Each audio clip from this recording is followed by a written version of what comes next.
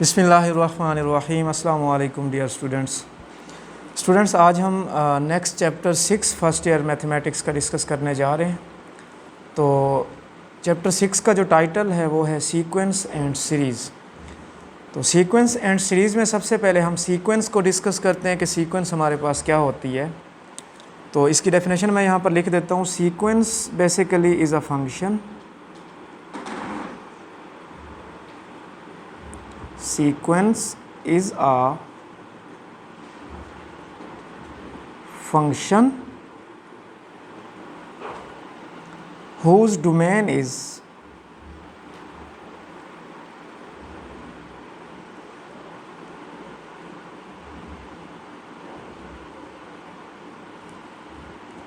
a subset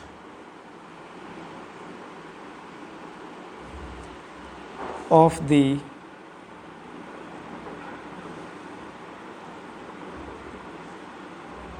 set of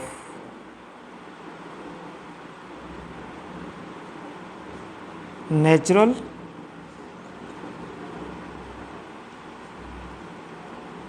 numbers. ठीक है, sequence एक फंक्शन है जिसकी डोमेन हमारे पास क्या होती है, डोमेन सबसेट होती है किसकी, सेट ऑफ नेचुरल नंबर्स की। डोमेन इज़ आ, ये बड़ा इंपॉर्टेंट ये बात है, जो डोमेन है is a subset of the set of natural numbers. Sequence जो है हमारे पास फंक्शन की एक स्पेशल टाइप है। ठीक है, जो सबसेट है इसके subset of natural numbers to real numbers or complex numbers भी हम कह सकते हैं। ठीक है, sequence is also called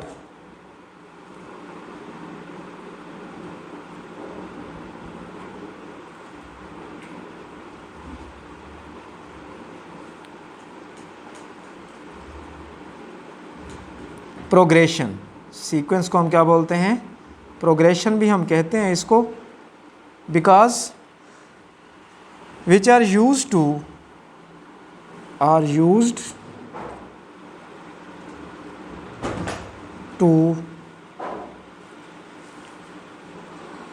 represents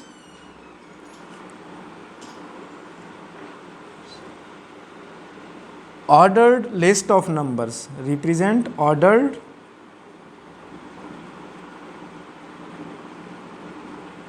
list of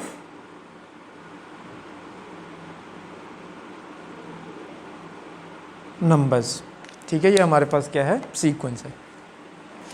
तो यहाँ पर मैं इसकी अगर एक एग्जांपल दूँ, लेट्स सपोज मेरे पास ये A1, A2, up to so on AN, ये मेरे पास एक सीक्वेंस है। ठीक है, तो इसको मैं अगर इस ब्रैकेट्स की फॉर्म में लिखूं तो ये मेरे पास एक सेट बन गया ना, सेट ऑफ नेचुरल नंबर्स। ये सेट ऑफ नेचुरल नंबर्स की डोमेन में आपके पास नंबर्स आ गए हैं। ठीक है, अब ये जो एलिमेंट्स हैं इस सेट के elements A1, A2, A up to so on AN, ये टर्म्स कहलाते हैं। ये क्या कहलाते हैं, टर्म्स, इस सेट के टर्म्स। यहाँ पर ये जो A1 है इसको हम बोलते हैं फर्स्ट टर्म।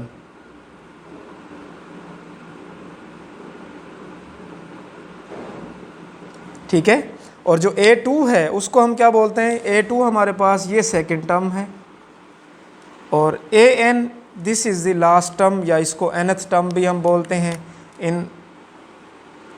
इसको हम क्या बोलते हैं, लास्ट, या इसको nth टर्म, या फिर इसको हम जर्नल टर्म भी बोलते हैं।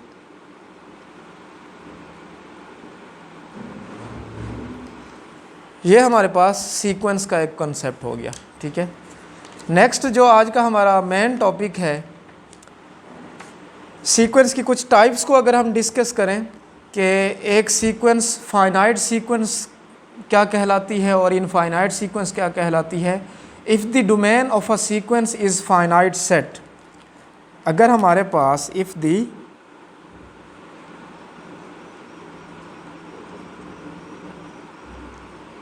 Domain of a set is finite set. ठीक है, if the domain of a sequence, यहाँ पर आप इसको करेक्ट कर लें, if the domain of a sequence is a finite set, then the sequence is called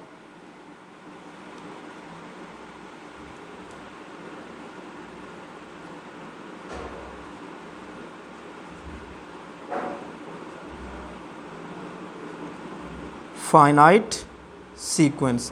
तो वो हमारे पास सीक्वेंस क्या कहलाएगी, फाइनाइट सीक्वेंस कहलाएगी। अगर in case domain of a sequence आपके पास एक फाइनाइट सेट नहीं आता, इनफाइनाइट सेट आ जाता है, तो उस सीक्वेंस को हम क्या कहलाएंगे, इनफाइनाइट सीक्वेंस कहलाएंगे। इसकी मैं कुछ एग्जांपल्स यहाँ पर मेंशन कर देता हूँ। एग्जांपल्स अगर हम लें, जैसे हमारे पास ये एक सीक्वेंस है 1 4 9 अप टू सो ऑन 1 2 1, तो ये मेरे पास एक क्या है, फाइनाइट सीक्वेंस है।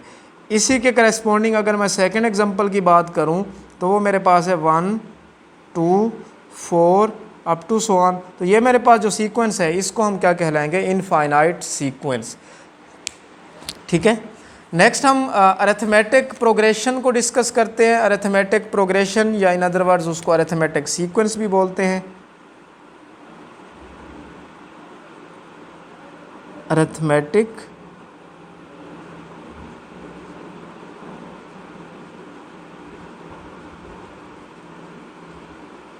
प्रोग्रेशन। तो अरिथमेटिक प्रोग्रेशन क्या होती है, a sequence in which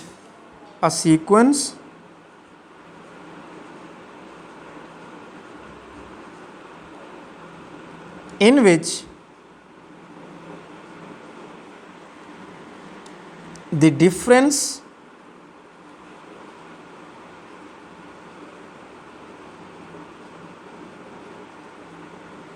of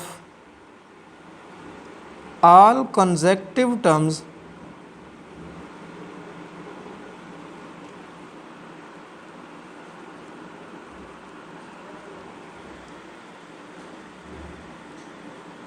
of sequence is same with each other,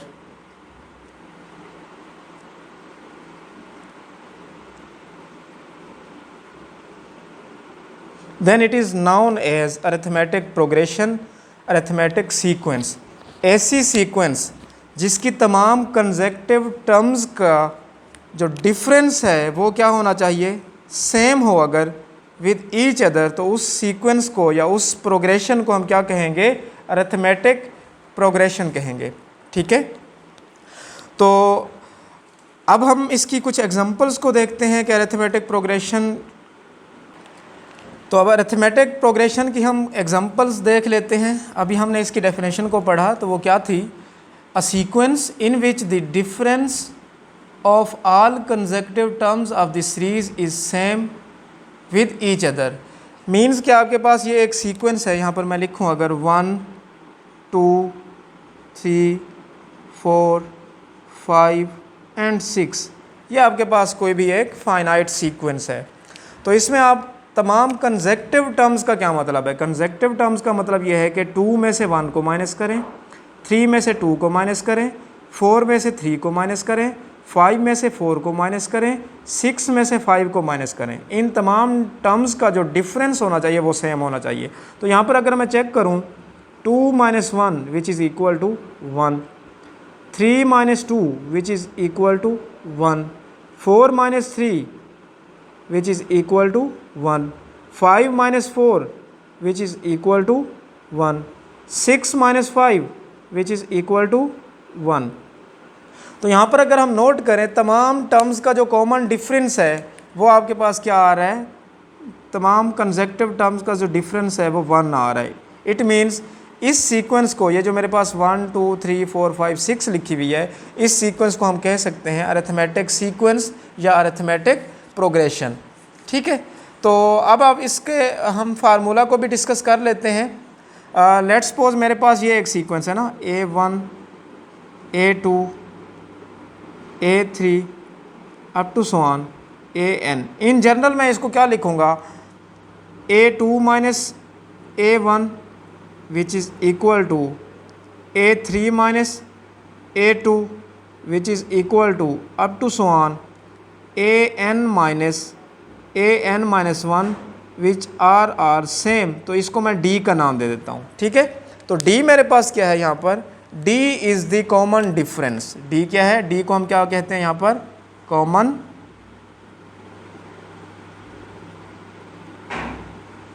difference, ठीक है। d को हम क्या बोलते हैं, कॉमन डिफरेंस। तो अगर तमाम टर्म्स का कॉमन डिफरेंस सेम होगा तो उस सीक्वेंस को हम अरिथमेटिक सीक्वेंस कहलाएंगे, ठीक है। तो इसका जो इन जनरल फार्मूला बनता है वो मेरे पास आता है an is equal to a1 plus n-1 into d. अब यहाँ पर इन टर्म्स को समझने की ज़रूरत है कि यहाँ पर an बेसिकली क्या है। इसको मैं थोड़ा सा पीछे भी बता के आया हूँ। an बेसिकली मेरे पास, इसको हम बोलते हैं लास्ट, nth या फिर जर्नल टर्म, ठीक है। इन तीनों में से आप कोई भी इसका नाम कह सकते हैं। a1 is the first term, n is the number of terms. n किस चीज़ को रिप्रेजेंट करता है, नंबर ऑफ टर्म्स को, आया कि उसमें टोटल टर्म्स कितनी हैं। और d के बारे में अभी मैंने आपको बताया, d is the common difference. d हमारे पास क्या है, कॉमन डिफरेंस है, ठीक है। तो अब इस फार्मूला की हेल्प से हम कुछ न्यूमेरिकल्स को सोल्व कर लेते हैं। एक्सरसाइज 6.2 है, उसका क्वेश्चन नंबर 2 हम डिस्कस करते हैं।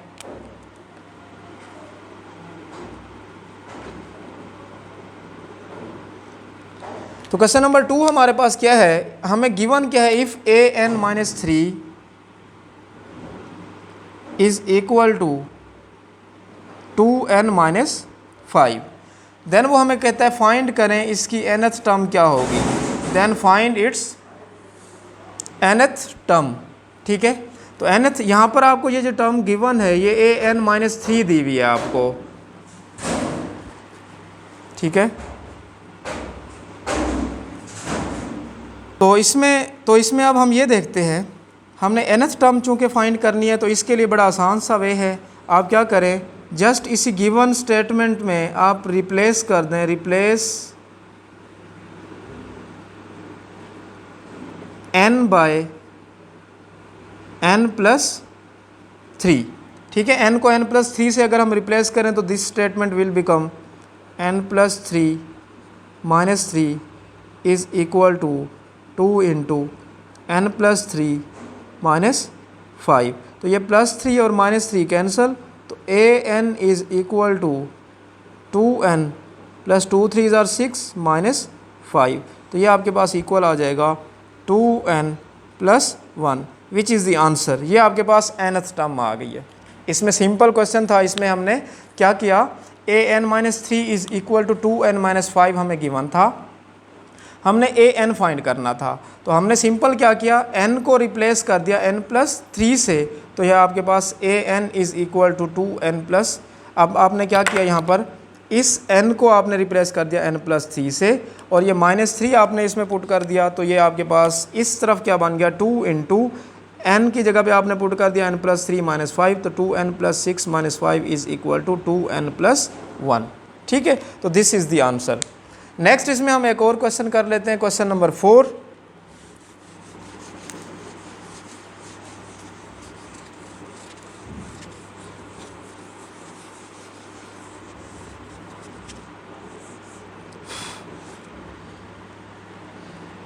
तो क्वेश्चन नंबर 4 है हमारे पास, उसमें हमने क्या करना है, question number 4 of exercise 6.2, find the 13 term of the sequence. आपको ये एक सीक्वेंस गिवन है x, 1, 2 - x, 3 - 2x and up to so on, ठीक है। ये हमें एक सीक्वेंस गिवन है, वो हमें कहता है कि what is the 13 term, a13 आपने फाइंड करना है, ठीक है। तो उसके लिए मैं अगर इसमें चेक करूं, इसमें अगर आप देखें तो this is your first term, a1 is equal to x। How to find common difference, d हम कैसे फाइंड करते हैं, d आप कंसेक्टिव टर्म्स का कॉमन डिफरेंस लेते हैं। आप इस सेकंड टर्म को फर्स्ट टर्म में से माइनस करें तो दिस विल बिकम 1 - x, तो ये आपके पास कॉमन डिफरेंस डी आ जाएगा 1 माइनस एक्स। सिमिलरली ये सबसे पहले तो आपको ये चेक करना चाहिए कि ये आपके पास अरिथमेटिक सीक्वेंस है भी कि नहीं, ठीक है। उसके लिए हम क्या करते हैं, 1 माइनस एक्स किया, इस तरह 2 माइनस एक्स को 1 में से माइनस करेंगे तो वो भी आपके पास 1 माइनस एक्स आना चाहिए। 3 माइनस 2x को इसमें से माइनस करें तो वो भी 1 माइनस एक्स आना चाहिए। तो इसमें तमाम टर्म्स का जो कॉमन डिफरेंस है सेम यही आता है 1 माइनस एक्स। अब हमने इसमें 13 टर्म फाइंड करनी है, तो हम जानते हैं a n is equal to a one plus n minus one into d. तो ए एन, आप एन को रिप्लेस कर दें 13 से, तो a 13 is equal to a one plus 13 minus one into d. तो what is a 13? A 13 will become a one plus 12 d. अब देखें इसमें आप जस्ट वैल्यूज पुट कर दें। A 13 is equal to a one हमारे पास क्या है x प्लस 12 इंटू डी आपने ऊपर फाइंड किया हुआ है 1 माइनस एक्स, वो इसमें पुट कर दें। तो ए 13 हमारे पास क्या आ गया, x प्लस 12 माइनस 12 एक्स। तो a 13 is equal to 12 minus का 12x और प्लस का 1x, तो this will become minus 11x। तो ये हमारे पास क्या है, आंसर है। ये इसमें हमने 13 टर्म फाइंड करनी थी, तो ये हमारे पास इसका रिक्वायर्ड आंसर आ गया है। तो नेक्स्ट इंशाल्लाह हम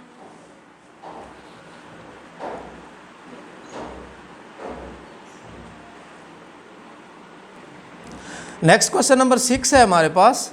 उसमें हम बेसिकली हमने क्या करना है, विच टर्म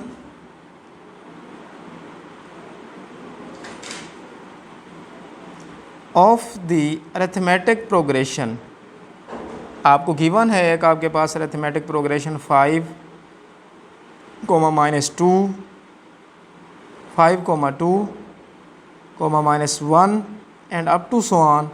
लास्ट टर्म उसने कहा हुआ है इज़ माइनस 85। विच टर्म का क्या मतलब है, सबसे पहले तो हम इसमें ये इस चीज़ को अंडरस्टैंड करते हैं। विच टर्म मीन्स आपने इसमें ये बताना है कि ये जो माइनस 85 है ये कौन सी टर्म है। तो इट मीन्स आपने नंबर ऑफ़ टर्म्स फाइंड करनी है, आपने इसमें n फाइंड करना है। तो इसका सोल्यूशन अगर यहाँ पर मैं लिखूँ, हम जानते हैं formula a n is equal to a one plus n minus one into d. इसमें बेसिकली हमने n को फाइंड करना है कि हमारे पास n क्या है, ठीक है। अब ये n फाइंड करने के लिए मुझे इसमें से a1 भी फाइंड करना होगा, d भी फाइंड करना होगा, और मुझे लास्ट टर्म का भी पता होना चाहिए। अगर आप नोट करें इस सीक्वेंस में जो गिवन है, हमारे पास गिवन सीक्वेंस है